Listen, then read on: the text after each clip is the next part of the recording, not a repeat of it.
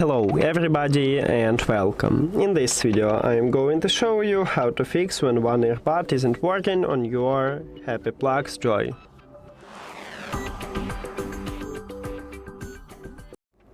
Firstly, I recommend to put them to the charging case and charge it. Maybe you have your earbud discharged.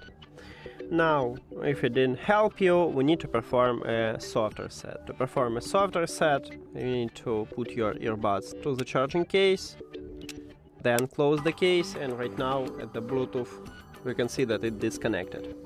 After that, you just open the charging case and remove your earbuds from the case, and you need to check is it fixed.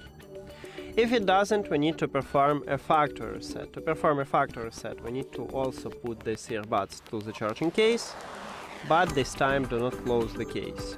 Open the lid, and at the bottom, near to USB-C port, we have a multifunctional button. You need to press and hold it for at least 6 seconds until you will see white LED light. So let's make it.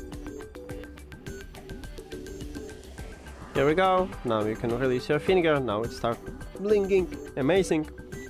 Then you need to go to the settings, then Bluetooth or connected devices, and at the device list click the information icon or settings icon near to your earbuds.